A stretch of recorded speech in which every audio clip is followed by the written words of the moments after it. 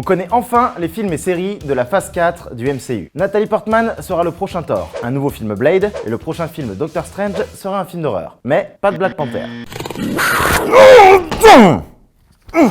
Après un film Spider-Man Far From Home où nous n'apprenons pas grand chose sur la suite de la saga, nous attendions la conférence de la Comic Con avec impatience. Et même si on sent que le Marvel Studios en garde sous la godasse pour la D23, nous en avons appris un petit peu plus sur les 2 prochaines années. Le boss du MCU, Kevin Feige, nous l'avait dit, la phase 4 sera un peu différente. Il y aura 5 films et 5 séries, tous interconnectés les uns aux autres. Le premier, et nous le savions déjà, est Black Widow. Enfin, Scarlett a droit à son aventure. Le film devrait nous raconter les aventures de Budapest. Et même si ça ne vous dit rien, vous en avez entendu parler dans tous les films Avengers. On ne sait toujours pas grand chose du film, mais les images volées du tournage nous montrent que le grand méchant est Taskmaster. Il est capable de reproduire à l'identique les styles de combat de ses opposants, ce qui en fait l'un des meilleurs combattants du MCU. De quoi mettre à mal Black Widow. Vient ensuite la série Le Faucon et le Soldat d'hiver. Les séries du MCU seront produites par Disney+, qui arrivera chez nous début 2020. Chaque série sera composée d'une seule saison, de quoi faire avancer l'histoire depuis chez vous. Mais les budgets attribués sont colossaux. Tout ce que nous savons sur cette série actuellement, c'est que Sam Wilson portera bien le costume Captain America. Il a expliqué dans une interview que l'équipe est venue jusqu'à chez lui pour faire les essayages, et que ça lui a fait tout bizarre. Tu m'étonnes. Mais 2020 se terminera par le film Eternals. Au casting, Angelina Jolie, Selma Hayek ou Richard Madden, King in the North pour les intimes.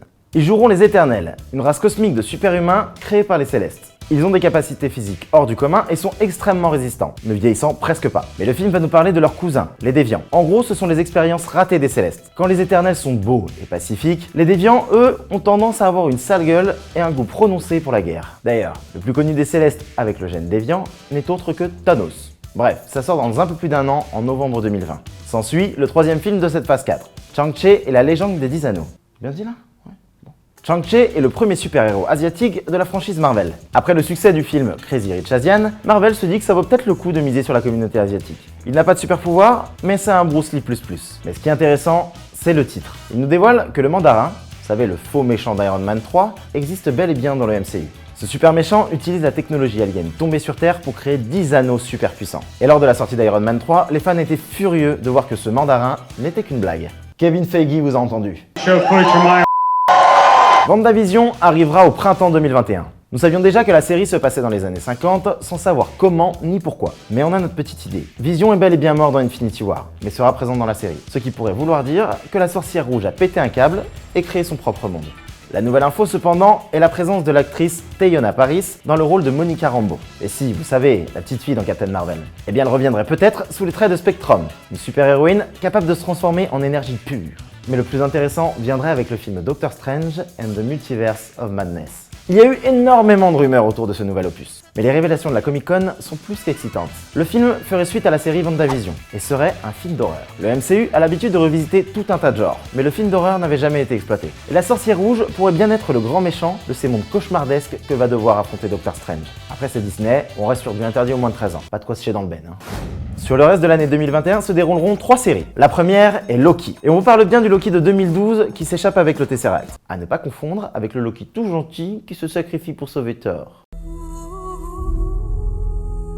La série commencera directement après son évasion. Dans un monde sans Thanos et donc avec les pierres, il se pourrait bien qu'il voyage à travers le temps et les dimensions pour revenir foutre la merde dans le monde des Avengers. Vient ensuite une série bien connue des bouffeurs de comics, la série What If.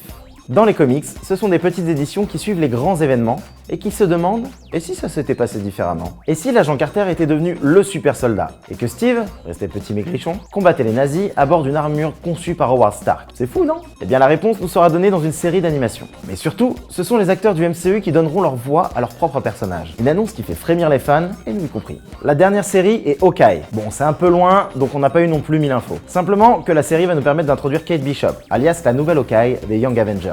Un film qui sortira, espérons-le, en fin de phase 4. Et nous finissons avec la claque de cette Comic Con, l'annonce de Thor Love and Thunder.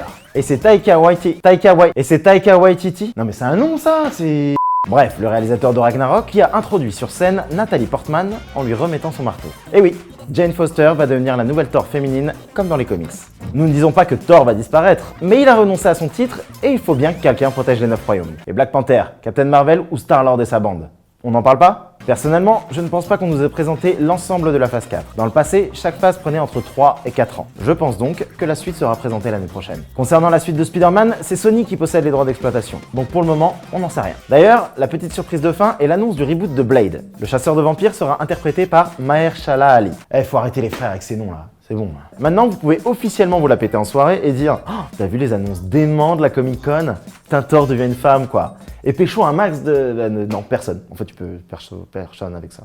Dites-nous ce que vous en pensez en commentaire. Et toi, plus moi, plus lui, plus tous ceux qui le veulent, on en discute en commentaire. Et si vous avez kiffé notre casque de Black Panther, vous pouvez retrouver un lien juste là-dessous. Et un grand merci à Hasbro qui nous permet de décorer nos bureaux. Ciao. Putain, mais la fin la plus pétée du monde.